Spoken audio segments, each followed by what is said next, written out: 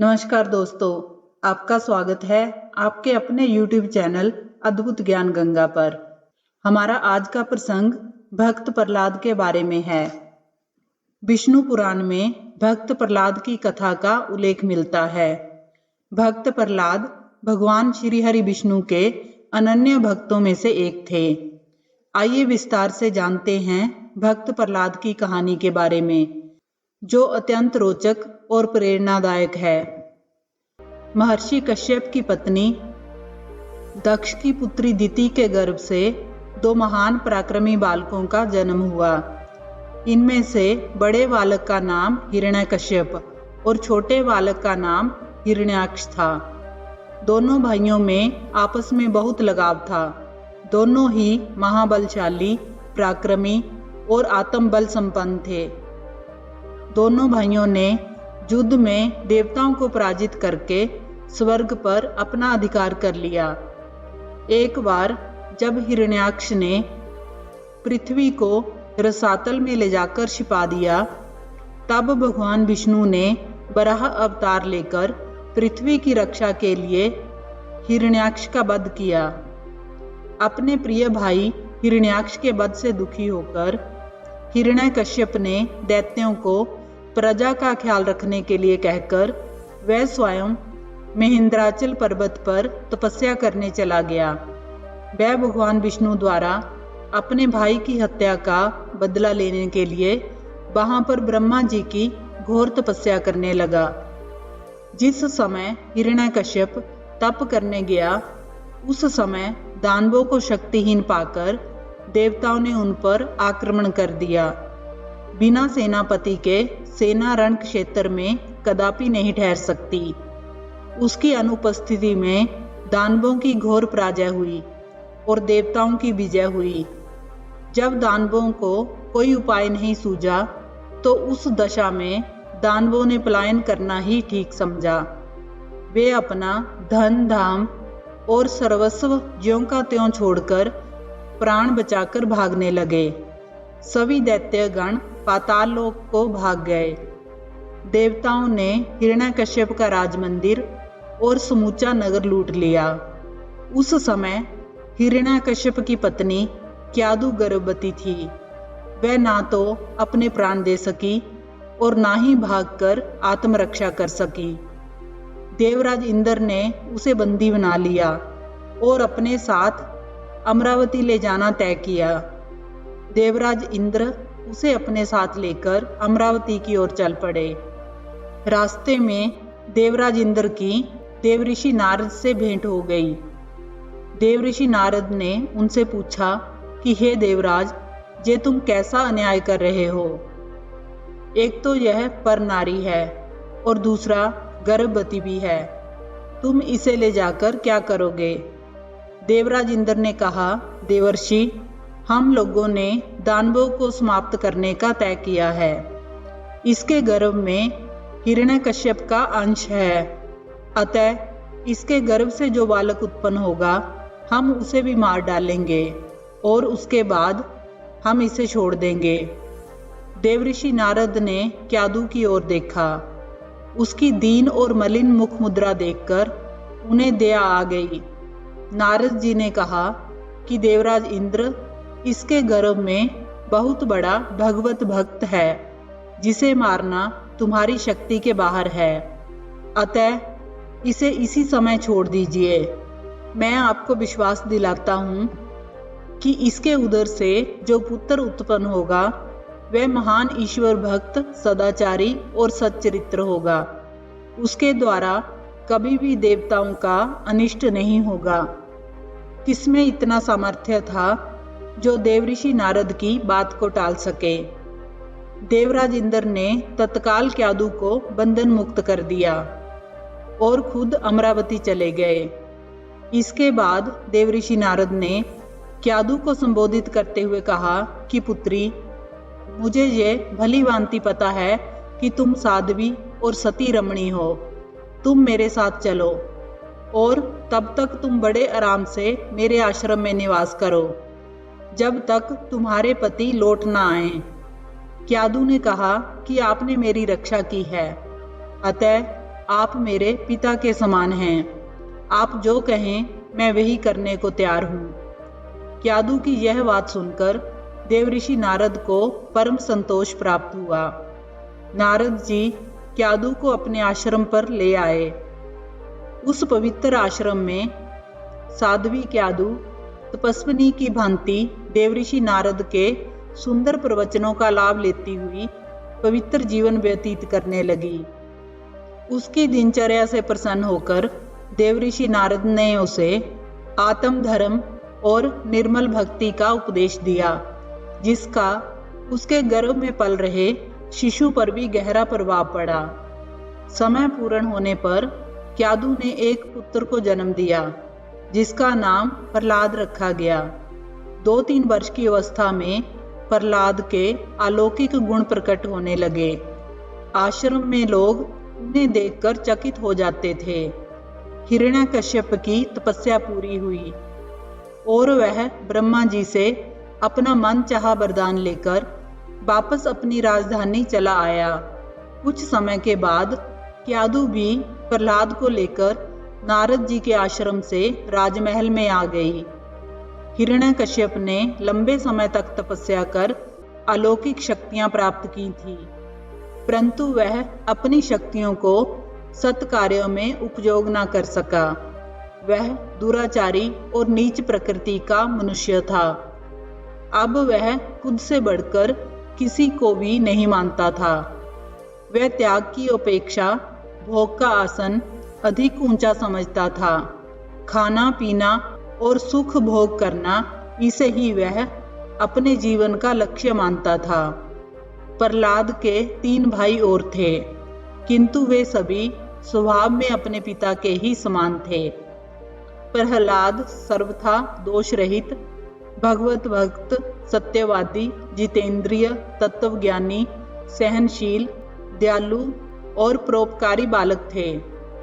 उनमें अपने पिता और भाइयों का एक भी दुर्गुण दिखाई नहीं देता था। वे परम ब्रह्मनिष्ठ और सद्गुणी थे। उन्हें देखकर सबको आश्चर्य होता था कि दानव कुल में यह देवचरित्र बालक कैसे उत्पन्न हुआ। इसका स्वभाव इतना विलक्षण क्यों है। उन्हें इस बात का पता न था कि हिरण्यकश्यप के वंश में जन्मा बालक नारद मुनि के संस्कार द्वारा परिवर्तित हो गया था।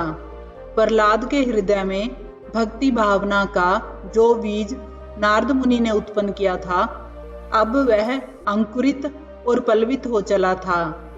प्रहलाद की अवस्था अभी 5 वर्ष की भी नहीं हुई थी कि उनमें भक्ति भाव प्रकट होने लगा। एक दिन हिरण्यकश्यप ने उन्हें बड़े प्रेम से अपनी गोद में बैठाकर पूछा कि पुत्र, कहो तुम्हें संसार में कौन सी बात सबसे प्रिय मालूम होती है। प्रहलाद ने कहा कि पिताजी, मुझे यह दुनिया भर की हाय हत्या और मिथ्या बात बिल्कुल पसंद नहीं है। मेरे मन में तो यही आता है कि एकांत में बैठकर भगवान विष्णु का भजन करूं। मुझे यही सर्वाधिक प्रिय है। प्रहलाद की बात सुनकर हिरण्यकश्यप चौंक पड़ा। आज जब उन्हें इस बात का एहसास हुआ कि उनका बेटा प्रहलाद विष्णु की बहुत पूजा करता है, तो उन्हें ये बात बिल्कुल पसंद नहीं आई। अपने अबोध बालक के मुंह से उपयुक्त शब्द सुनकर उसने पूछा कि पुत्र, तुम्हें ये उल्टी बातें किसने सिखाई हैं। प्रहलाद ने कहा कि किसी ने नहीं पिताजी। जो मैं कहता हूँ वह वास्तव में मुझे प्रिय है। उसकी बातें सुनकर हिरण्यकश्यप चुप रहा और मन ही मन सोचने लगा कि मालूम होता है कि किसी ने मेरा अनिष्ट करने के उद्देश्य से इस अबोध बालक की बुद्धि भ्रष्ट कर दी है। अनेक ब्राह्मण इधर उधर घूमा करते हैं, शायद उन्हीं में से किसी ने यह कार्य किया हो। यह भी संभव है कि मेरे शत्रुओं ने इसे ऐसी शिक्षा दी हो। उसने निर्णय किया कि मैं अपने जीते जी अपने इस पुत्र को विष्णु भक्ति के गलत मार्ग पर नहीं जाने दूंगा। ये मैं सहन नहीं कर सकता कि जिन देवताओं ने मेरी अनुपस्थिति में मेरे राज्य पर हमला करके मेरा सब कुछ लूट लिया था। मेरा यह पुत्र उन्हीं की उपासना करे। अभी ये बालक है, इसका हृदय कोमल है, इसे जिधर झुकाने की चेष्टा की जाएगी यह उधर मुड़ जाएगा। मैं इसे शिक्षा देकर ऐसा बना दूंगा कि जो मैं कहूँ ये वही करे। अपने शत्रुओं का यह षड्यंत्र मैं किसी भी कीमत पर सफल नहीं होने दूंगा। हिरण्यकश्यप ने प्रहलाद को बहुत बार समझाया कि वह विष्णु की पूजा करना छोड़ दे, लेकिन प्रहलाद नहीं माना। उसके तो तन मन व रोम रोम में भगवान विष्णु जी बसे थे। ऐसे ही अनेकों तर्क वितर्क करने के बाद भी जब वह अपने उद्देश्य में सफल नहीं हो सका, तो हिरण्यकश्यप ने प्रहलाद को गुरुकुल में भेजना तय किया। दानवों के कुल गुरु शुक्राचार्य थे, किंतु उन दिनों वे तपस्या करने चले गए थे। इसलिए हिरण्यकश्यप ने शुक्राचार्य के पुत्र शंद और अमरक को बुलावा भेजा। हिरण्यकश्यप ने उनसे कहा कि देखो, तुम स्वयं समझदार हो, अतः विशेष कहना व्यर्थ है। मैं बालक प्रहलाद को तुम्हें सौंपता हूँ। इसे ले जाकर तुम अपने गुरुकुल में रखो और समुचित शिक्षा दो। तुम यदि इसे सब प्रकार की नीति सिखाकर देव और दानवों पर शासन करने योग्य बना दोगे, तो मैं तुम्हें यथेष्ट धन प्रदान कर संतुष्ट कर दूंगा। हिरण्यकश्यप की आज्ञा से शंद और अमरक प्रहलाद को अपने गुरुकुल में ले गए। प्रहलाद गुरु के सानिध्य में शिक्षा ग्रहण करने लगे। प्रहलाद ने अक्षर ज्ञान प्राप्त कर पट्टी पर सबसे पहले भगवत नाम लिखा, जिसे देखते ही उसके गुरु नाराज हो गए और उन्होंने उसे कहा कि प्रहलाद, तुझे यह किसने सिखाया? खबरदार, अब तुम कभी भी ये नाम मत लिखना। दूसरे दिन शंद और अमरक ने जब प्रहलाद से फिर से कुछ लिखकर लाने को कहा, तो उन्होंने समूची पट्टी नारायण के नाम से रंग कर रख दी। यह देखते ही उसके गुरु झल्ला उठे और बोले कि आज फिर तुमने बेही काम किया। प्रहलाद ने दबी आवाज में उनसे पूछा कि गुरुदेव, आप ही बताएं कि मैं इसे क्यों ना लिखूं, इसमें क्या दोष है? गुरु को उसके इस प्रश्न का कोई उत्तर समझ नहीं आ रहा था। वह भगवान के नाम को बुरा कैसे प्रमाणित करते। वह बोले कि पहले ये बता कि किस पापी ने तेरी बुद्धि पलट दी है, या तू अपने आप ही इस दशा को प्राप्त हुआ है। प्रहलाद ने कहा कि गुरुदेव, मुझे किसी ने कुछ नहीं सिखाया, पर अगर मुझसे कोई भूल हुई हो तो आप बता दीजिए। जब गुरु को कुछ समझ नहीं आया, तो गुरुदेव ने प्रहलाद के शरीर पर 5-7 छड़ियां जमा दी। प्रहलाद की आंखों से आंसू बह चले। कोमल शरीर पर छड़ियों से मारने के निशान बन गए। इतना सब होने के बाद भी वे ये नहीं समझ सके कि उन्हें भगवान विष्णु का नाम क्यों नहीं लिखना चाहिए। इस प्रकार शंद और अमरक ने बहुत चेष्टा की कि वह भगवान विष्णु का नाम लिखना छोड़ दे, परंतु वह अपनी इस कोशिश में असफल रहे। अंत में उन्हें मालूम हो गया कि जिस लड़के को हम पढ़ाने बैठे हैं वह हमें पढ़ा सकता है। पूरी तरह निराश होने पर वह प्रहलाद को लेकर दैत्यराज हिरण्यकश्यप के पास पहुंचे। हिरण्यकश्यप अपने मंत्रियों के साथ सभा में बैठा हुआ था। उसी समय प्रहलाद अपने गुरु के साथ वहां पहुंच गए। प्रहलाद को प्रणाम करते देखकर हिरण्यकश्यप ने उसे अपनी गोद में बिठाकर दुलार किया और कहा कि वत्स, तुमने अब तक अध्ययन में निरंतर तत्पर रहकर जो कुछ सीखा है, उसमें से कुछ अच्छी बातें मुझे भी सुनाओ। तब प्रहलाद बोले कि पिताजी, मैंने अब तक जो कुछ सीखा है उसका सारांश आपको सुनाता हूँ। कुछ भी कहने से पहले जो आदि, मध्य और अंत से रहित, अजन्मा, वृद्धि क्षय से शून्य और अच्युत है, समस्त कारणों के कारण तथा जगत के स्थिति और अंत करता है, मैं उन श्री हरि विष्णु को प्रणाम करता हूँ। अपने पुत्र के मुख से श्री हरि विष्णु की ऐसी स्तुति सुनकर दैत्यराज हिरण्यकश्यप के नेत्र क्रोध से लाल हो उठे। उसने कांपते हुए होंठों से प्रहलाद के गुरु से कहा कि अरे दुर्बुद्धि ब्राह्मण, ये क्या, तूने मेरी अवज्ञा करके इस बालक को मेरे परम शत्रु विष्णु की स्तुति से युक्त शिक्षा कैसे दी? गुरुजी ने कहा कि दैत्यराज, आपको क्रोध के वशीभूत नहीं होना चाहिए। आपका पुत्र मेरी सिखाई हुई बात नहीं कह रहा है। हिरण्यकश्यप बोला कि बेटा प्रहलाद, ये बताओ तुमको यह शिक्षा किसने दी? तुम्हारे गुरुजी तो कह रहे हैं कि उन्होंने तुम्हें ऐसा उपदेश दिया ही नहीं है। प्रहलाद ने कहा कि पिताजी, गुरुदेव ठीक कह रहे हैं, परंतु हृदय में स्थित भगवान विष्णु ही तो समस्त जगत को उपदेश और ज्ञान देने वाले हैं। उनको छोड़कर और कौन किसी को कुछ सिखा सकता है? प्रहलाद के ये शब्द सुनते ही हिरण्यकश्यप फिर से गुस्से में आ गया। उसने गुरुओं की ओर दृष्टि कर कहा कि तुमने इस बालक को क्या शिक्षा दी है? मित्र होकर तुमने हमारे साथ शत्रु जैसा काम किया है। यदि तुम मेरे गुरु पुत्र न होकर कोई और होते तो मैं तुम्हें इस कर्म का ऐसा प्रतिफल देता कि तुम जन्म भर याद रखते। हिरण्यकश्यप की डांट सुनकर गुरु कांप उठे। वे बोले कि राजन, ये आपका पुत्र जो कुछ कह रहा है वह इसे ना तो हमने पढ़ाया है और ना ही हमारे आश्रम में किसी दूसरे ने।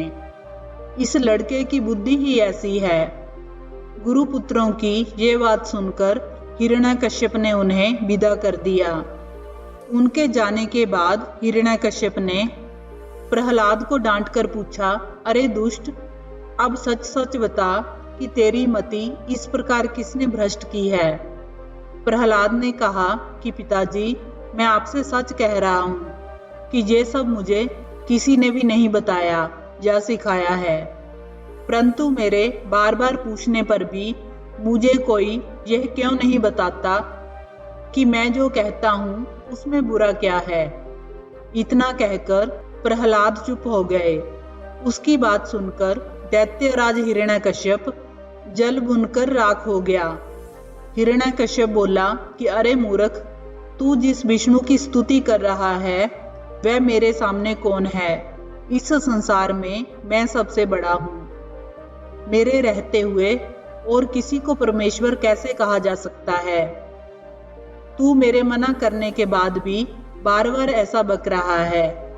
लगता है तुझे अपने जीवन से प्रेम नहीं है। अगर तुम उस विष्णु की स्तुति बंद कर दो और उसे अपने मन से निकाल दो तो तुम्हारे जीवन की रक्षा हो सकती है। ऐसा कहकर हिरण्यकश्यप ने प्रहलाद को अनेकों प्रकार से समझाया, पर प्रहलाद के मन से श्री हरि विष्णु के प्रति भक्ति और श्रद्धा भाव को कम नहीं कर पाया। तब अत्यंत क्रोधित होकर हिरण्यकश्यप ने अपने सेवकों से कहा कि अरे, ये बड़ा दुरात्मा है, अब इसके जीने से कोई लाभ नहीं है, क्योंकि यह शत्रु प्रेमी तो अपने कुल का ही नाश करने वाला हो गया है। ये अपने कुल को छोड़ अपने चाचा को मारने वाले विष्णु के चरणों की पूजा करता है। हिरण्यकश्यप ने प्रहलाद से फिर पूछा कि क्यों मूढ़, क्या अब भी विष्णु का नाम लेगा? प्रहलाद ने कहा कि पिताजी, कैसे कहूँ कि मैं नहीं लूंगा। श्री हरि विष्णु ही तो मेरे जीवन आधार हैं। हिरण्यकश्यप ने अपने सेवकों से कहा कि इसे इसी क्षण मेरी आंखों के सामने से हटा लो। और कहीं ले जाकर मार डालो। तभी प्रहलाद श्री हरि विष्णु की स्तुति करने लगे। यह देखकर हिरण्यकश्यप ने गरज कर कहा कि राक्षसों, इसे इसी क्षण यहीं मार डालो। इसकी मृत्यु देखकर मैं अपना हृदय शीतल करूंगा। यह सुनते ही अनेक राक्षस त्रिशूल लेकर प्रहलाद पर टूट पड़े। पर ये क्या, वह समझ नहीं पा रहे थे कि वह प्रहलाद पर प्रहार कर रहे थे या किसी फौलाद की दीवार पर। त्रिशूलों की धारें मुड़ गईं। इस सब के बावजूद प्रहलाद बिल्कुल भी विचलित ना हुए। राक्षसों का सारा धैर्य खत्म हो गया। यह देखकर हिरण्यकश्यप बड़ी चिंता में पड़ गया। वह भी समझ नहीं पा रहा था कि ये सब क्या हो रहा है। कुछ देर के बाद उसने राक्षसों से कहा कि इसे ले जाओ और पर्वत की चोटी से धकेल दो। इसे हाथी से कुचलवा दो। इसे पशुओं से नोचवा दो और इतने पर भी ना मरे तो इसे विष दे दो। मैं देखता हूं कि ये कैसे नहीं मरता। राक्षसों ने हिरण्यकश्यप की आज्ञा मानकर ये सब उपाय कर देखे, परंतु प्रहलाद का बाल भी बांका ना हुआ। जब वह पर्वत की चोटी पर से धकेल दिए गए, तब श्री हरि नारायण का नाम लेते हुए वे इस प्रकार उठ बैठे मानो निद्रा का परित्याग कर किसी नरम बिस्तर पर से उठ रहे हों। उन्हें हाथी के सामने फेंका गया तो हाथी ने उन्हें उठाकर अपनी पीठ पर बैठा लिया, और जब जंगली जानवरों के आगे डाल दिए गए तो वे पालतू कुत्ते की भांति उनके हाथ पैर चाटने लगे। इसके बाद प्रहलाद के हाथ में विष का प्याला दिया गया और उन्हें कहा गया कि या तो श्री हरि का नाम लेना छोड़ दे या फिर इसे पी जाओ। प्रहलाद श्री हरि का नाम लेना छोड़ दें, ये असंभव था। वे श्री हरि कहते कहते विष पान कर गए। पेट तक पहुंचते ही जो विष प्राण ले सकता था वह प्रहलाद के लिए अमृत हो गया। एक एक कर 3 दिन व्यतीत हो गए, पर प्रहलाद का चेहरा तक नहीं मुरझाया। इतना सब कुछ देखकर हिरण्यकश्यप बड़ी चिंता में आ चुके थे। उसे मालूम होने लगा मानो प्रहलाद अजर अमर हैं। वह सोचने लगा कि कहीं ये मेरा पुत्र मेरी ही मृत्यु का कारण ना बन जाए। अतः फिर प्रहलाद को मार डालने की चेष्टा होने लगी। वे तेज धूप में बैठाए गए, शीत में बैठाए गए, निराहार रखे गए, जल में डुबाए गए और काल कोठरी में भी बंद किए गए, परंतु सब व्यर्थ हो गया। उनकी एक भी चेष्टा सफल ना हुई। हिरण्यकश्यप का मुंह सूख गया। वह रात दिन उदास रहने लगा।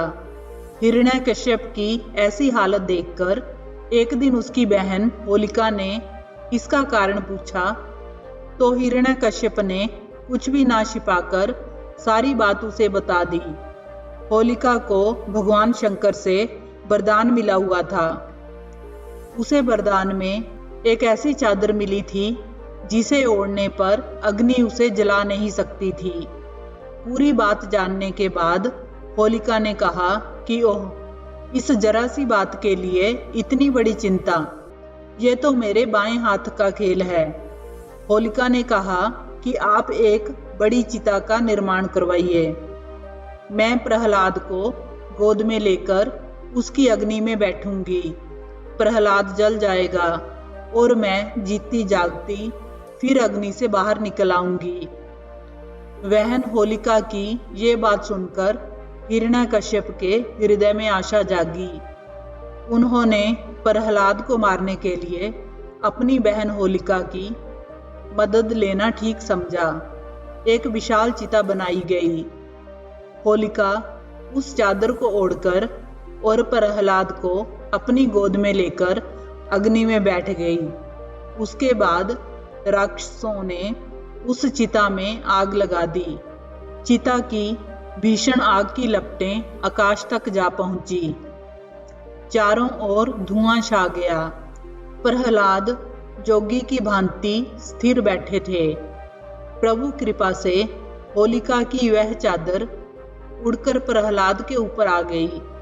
राक्षसों ने समझा कि आज उस प्रहलाद का अंत हो जाएगा, किंतु अग्नि शांत होने पर सबने देखा कि प्रहलाद की जगह होलिका ही जलकर भस्म हो गई है और प्रहलाद चिता भस्म पर पद्मासन लगाए बैठे हुए हैं। उनके मुख से वही श्री हरि विष्णु की ध्वनि निकल रही थी, अब भी निकल रही है। ये दृश्य देखकर दानव दल चकित और स्तंभित हो गया। उसे ये ना समझ पड़ा कि यह स्वप्न है या सत्य। इस तरह हिरण्यकश्यप और होलिका के गलत इरादे पूरे नहीं हो पाए। प्रहलाद अब तक चिता भस्म में उसी तरह बैठे हुए थे। उन्हें देखकर ऐसा मालूम होता था जैसे स्वयं भगवान शंकर भस्म लगाए हुए बाल ब्रह्मचारी के भेष में आसीन हो। हिरण्यकश्यप भी अपने नेत्र मलने लगा। अंत में उसने अपने आप को कहा, अच्छा, अब मैं स्वयं इसे यम सदन भेजूंगा। हिरण्यकश्यप प्रहलाद पर झपट पड़ा। हिरण्यकश्यप ने उन्हें हाथ पकड़कर चिता से बाहर खींच लिया और गरज कर पूछा कि क्या अब भी तू विष्णु का नाम लेना नहीं छोड़ेगा? प्रहलाद ने उत्तर दिया कि नहीं, कभी नहीं। चाहे आप मेरे प्राण ले लीजिए, ये आपके अधिकार की बात है, किंतु मैं श्री हरि विष्णु की भक्ति नहीं छोड़ सकता। हिरण्यकश्यप ने राक्षसों से कहा कि इसे 15 दिन के लिए घोर कारागार में बंद कर दो और फिर देखो कि इसके विचार परिवर्तित होते हैं या नहीं। ये अंतिम अवधि है। यदि 15 दिन में इसने अपना दुराग्रह नहीं छोड़ा तो मैं स्वयं इसे प्राणदंड देकर विष्णु नाम लेने का मजा चखाऊंगा। इतना कहकर हिरण्यकश्यप वहां से चला गया। राक्षसों ने प्रहलाद को कारागार में बंद कर दिया। 15 दिन व्यतीत हो गए, परंतु प्रहलाद के विचारों में लेश मात्र भी अंतर ना पड़ा। 16वें दिन दैत्यराज ने राक्षसों को आज्ञा दी कि प्रहलाद को मेरे सम्मुख उपस्थित करो। राक्षसों ने वैसा ही किया। हिरण्यकश्यप ने देखा कि अब भी प्रहलाद विष्णु का नाम ले रहा है। ये देखकर उसके क्रोध की सीमा ना रही। क्रोध से उसका सारा शरीर कांप रहा था। नेत्रों से मानो चिंगारियां निकलने लगी। हिरण्यकश्यप का ये भाव देखकर राक्षस समझ गए कि आज कुछ अनर्थ अवश्य होगा। सबके हृदय किसी अनिष्ट की आशंका कर कांप उठे।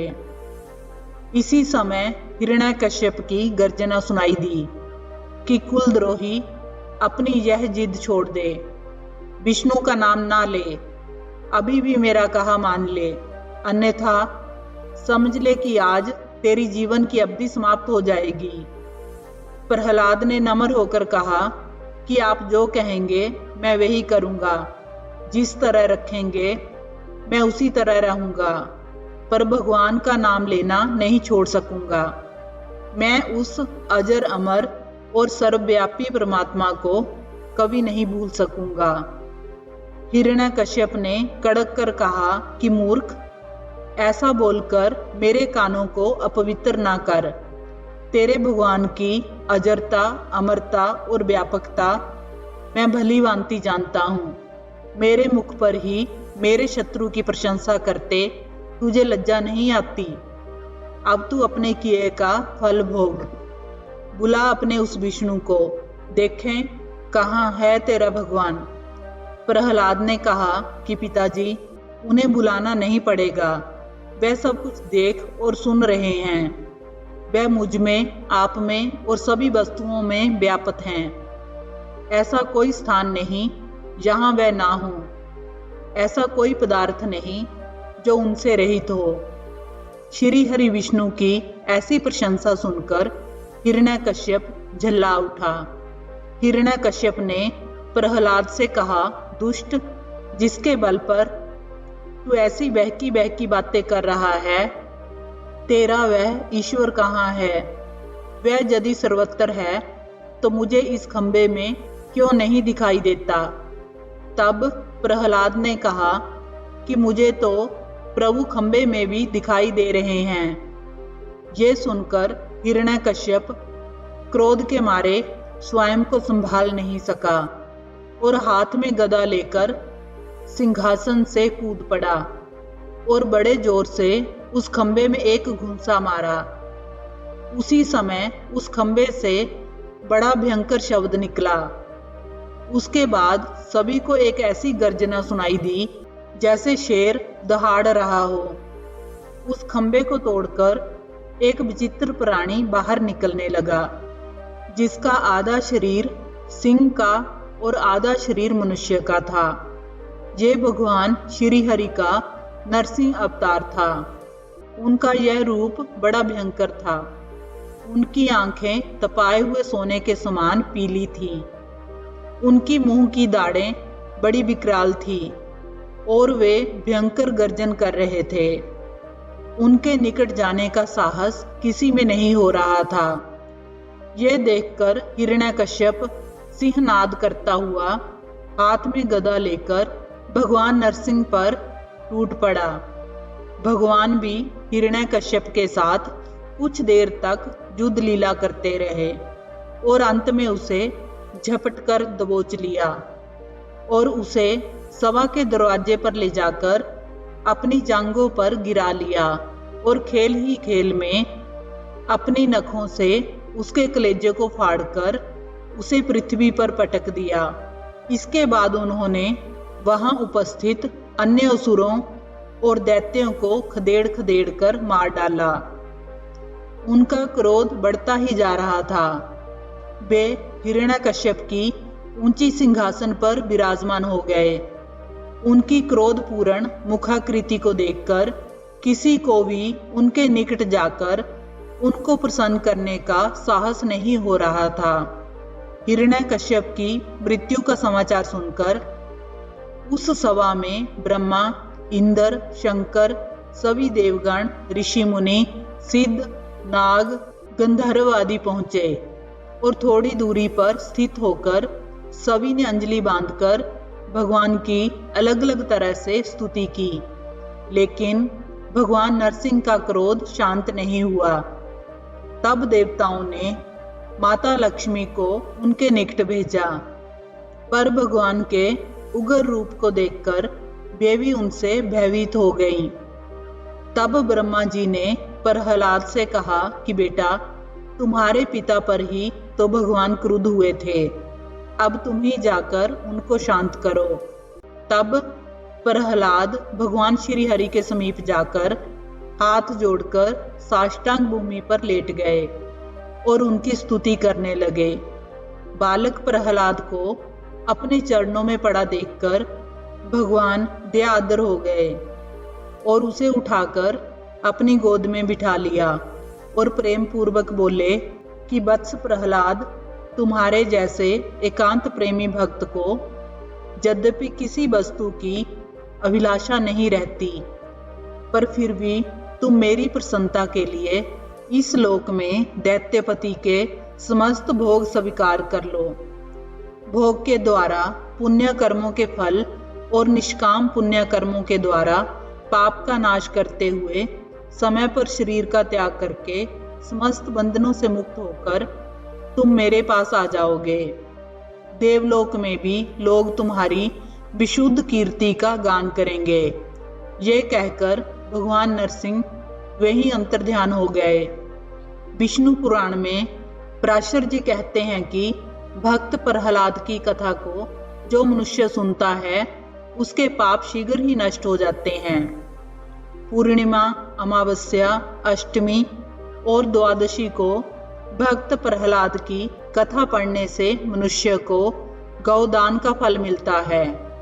जिस प्रकार भगवान ने भक्त प्रहलाद जी की सभी आपत्तियों से रक्षा की थी, उसी प्रकार वे हमेशा अपने भक्तों की रक्षा करते हैं। भक्त प्रहलाद की कहानी से हमें ये सीख मिलती है कि भक्ति में बहुत शक्ति होती है। अगर आप बिना डरे भगवान में पूरा विश्वास बनाए रखेंगे तो वे आपकी हमेशा सहायता करेंगे और आपको हर मुश्किल से बाहर निकालेंगे। अगर आपको ये कहानी अच्छी लगी हो तो वीडियो को लाइक करें, चैनल को सब्सक्राइब करें। कहानी को अंत तक देखने के लिए आपका धन्यवाद।